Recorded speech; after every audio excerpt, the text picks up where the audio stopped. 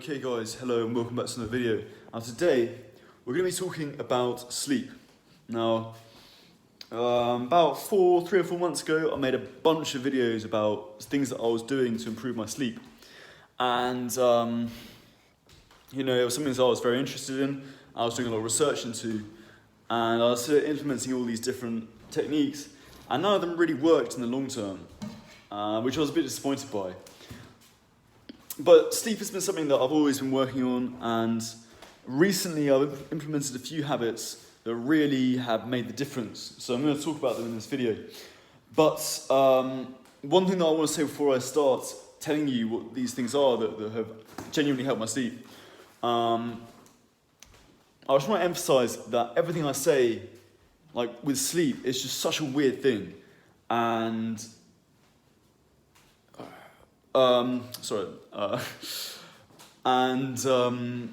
some things just don't work for some people. Sometimes something won't work to begin with, and then you try it 3 months later and it does work. Sometimes, you'll just find one thing that completely solves sleep for you. It's really weird how it works. There's not really like one thing for everyone with sleep. So I really do encourage people to just practice the things that I try that work for me in this video. But if they don't work, and give it a few days, but if you really don't think they're making a difference, do yourself a favor and just stop doing them. Because the point is, you don't want to be working for the habits, you want the habits to be working for you. And the mistake I've made in the past is that I've just done loads of habits that are just really annoying and they just haven't worked for me. And they've just been a pain to do, and and eventually I give them up. And I think that's fine. That's fine if that happens, because sleep is just this weird thing where some things really work for some people and other things don't.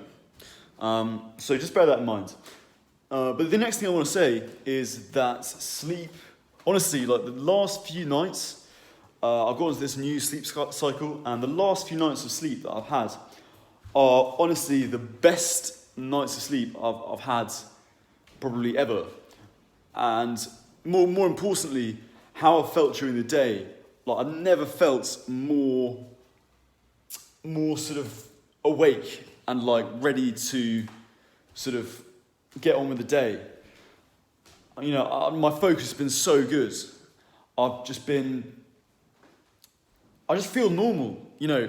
I remember just being a kid and having all this sort of energy and just being really awake in the truest sense. And then you sort of become a teenager, and your sleep schedule gets a bit wonky, and you start sleeping in more, and you just seem to need more and more and more sleep. And then you start getting on alcohol and stuff like that, and partying and not getting very much sleep. And it's funny, as you get older, sleep does seem to be more of a rare thing. I say, from 13 onwards, sleep just gets worse and worse and worse for a lot of people. And then you hit uni, and it's just a disaster. But honestly, that's why I'm making a video now, because these habits, this current sort of schedule that I'm on, has just completely changed the game for me. Honestly, I just feel, it's just incredible how I feel. I really do just feel normal. I don't remember the last time before these last few nights where I woke up and I was I feel refreshed. I hear the alarm go off and I'm like, right, time to get up. Throughout my whole teenage years, the alarm going off was just like a pain. I'd hear it and I just hate the sound. Meanwhile now, I'm just in very shallow sleep, and then I hear the alarm go off and I'm straight up. It doesn't even take any discipline for me to get up. I just hear the alarm go off and I get up. And maybe it's a bit annoying, a bit painful, but it's nothing as bad as it used to be. So, if the tips that I have in this video don't work for you, the really important thing to remember is that, I've been there, as I think everyone has with sleep, and I found something that, at least at the moment, works really well. It's always a work in progress. But, I think just as a good first tip is be open to the idea that you can get good sleep, and that is a reality, and that kind of childlike sort of sleepiness you get, and the sort of wakefulness during the day, it is possible for everyone. It doesn't matter who you are. I thought I was some guy who just didn't really sleep very well. I thought it was kind of my personality, but it absolutely doesn't have to be. So that's the first thing I want to say. Okay, so the next few things. First of all is everyone always says, oh, go to sleep at the same time and wake up at the same time, right? Everyone always says that. I would add to that on top of this, everyone, you might think that you're a bit of a nice owl, but honestly, just try getting up early. And crucially, try getting up particularly early. So I'm quite puritanical at the moment in my sleep schedule, in that I just go to bed as soon as the sun sets, which is like 9 o'clock, and I wake up at 6. It's a bit ridiculous. There's no need for me to be up that early. I don't have to commute anywhere. I'm sort of, I've just graduated university, like job hunting. Like I could wake up at midday, but the reason I don't is not because I like, I've got stuff to do or any of that, but it's because I just feel so much more awake when I'm up early. I do think that there's so much research, like if you meet a lot of these sleep scientists, that I'm not such a fan of actually for these kind of reasons, is they're like, oh, you want to find a routine that works for you. No, you don't. This is the routine that works for you. It's the same for everyone. Just wake up at 6 a.m. Now, I'm joking, like obviously people have different things that they prefer, but I just think that don't be getting up past like 9 o'clock and then be telling me that you're tired throughout the day, but that you're just you're a night owl. It's like, that's bullshit, you're a night owl. Like, let's get a tent, let's put you in the middle of the jungle with no phone and see what time you get up in the morning. You're gonna get up with the sun. So yeah, a bit of a side tangent, but I just really sort of encourage people to try that. The next thing I recommend is something that it's sort of an ongoing thing, and that is to sort of refrain from sort of straining yourself too much during the day. Now that might be weird because you think, oh, don't you need to sort of tire yourself out?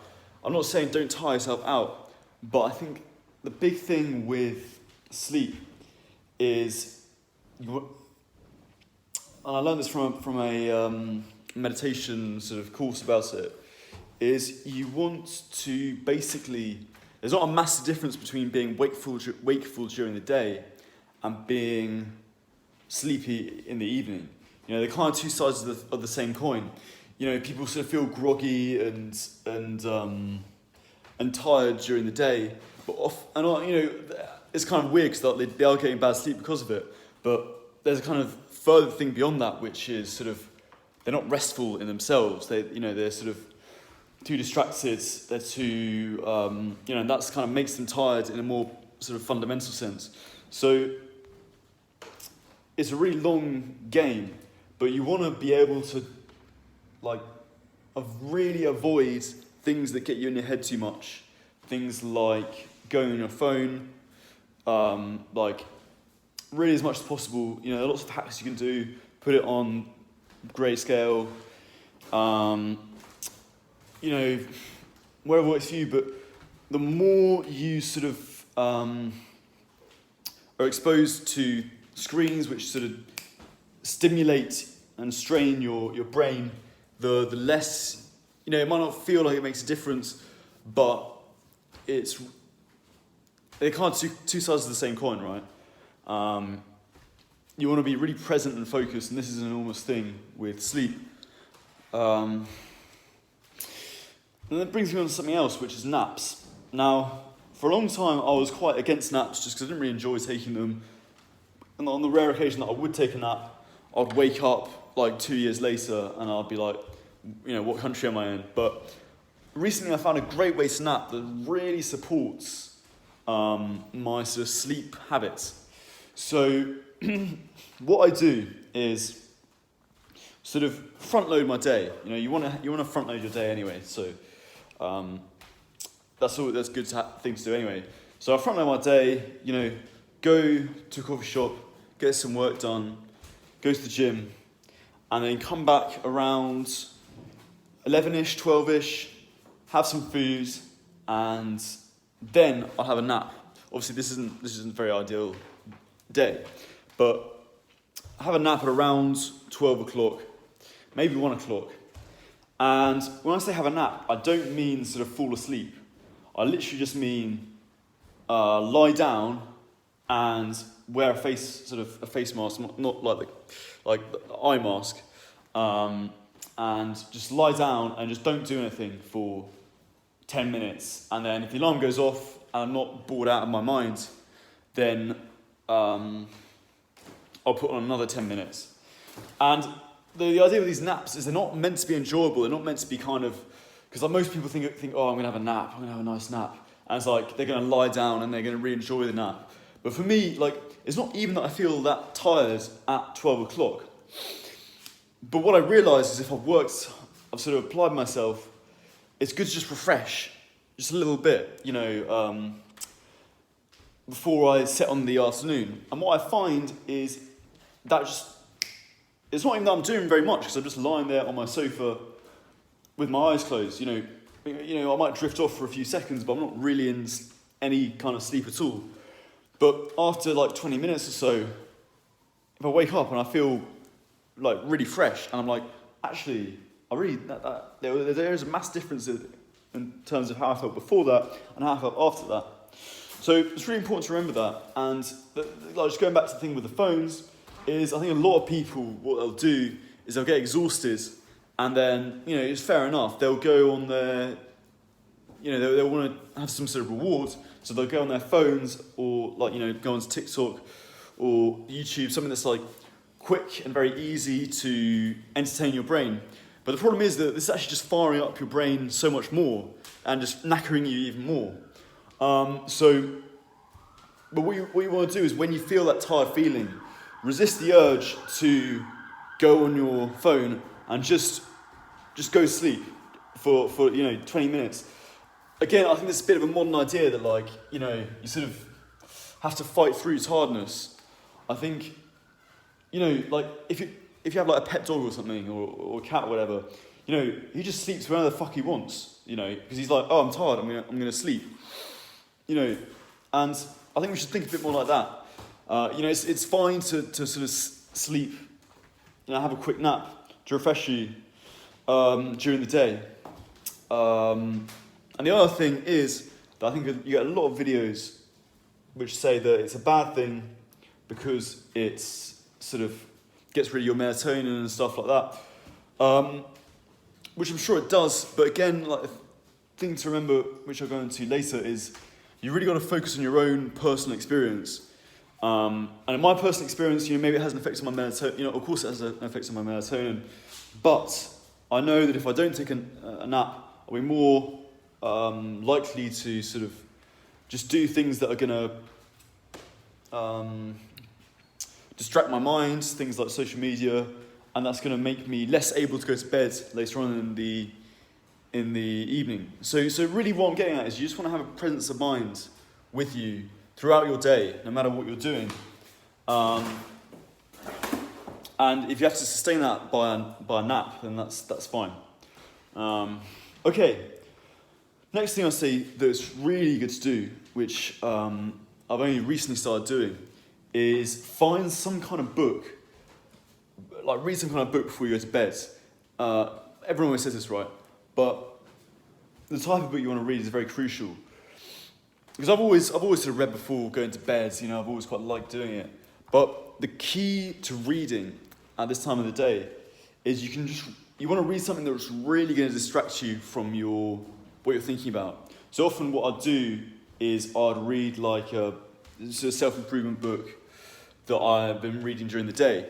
But the problem with this is you're reading it while lying in bed, and so you're sort of thinking about the problems of the day, and you're going to bed and you're thinking, you're reading the self-improvement book because you want to, work on your business, improve your business, improve, whatever it is. And so you're going to bed with the thoughts of the day, the things that are, the projects that you're working towards. But what you want is something that's going to completely distract you from that. So if you haven't already, get into the habit of having multiple good books on the go for different moments in the day or you know, different moods and stuff like that. And have one book for going to bed, a book that's going to wind you down. Now, what sort of book should you have? I recommend getting into some kind of fantasy novel, some kind of crime fiction, something kind of like just sort of completely, you know, those books that kind of take you into a different world. And the book that I'm reading at the moment, in fact, I'll show you, is It by Stephen King. And it might sound a bit weird to read like a horror story before you go to bed, but the thing about Stephen King is his stories are just, and his description is so just really transports you into another world. In fact, which is what people always say about him, right? He's just really good at describing like this whole other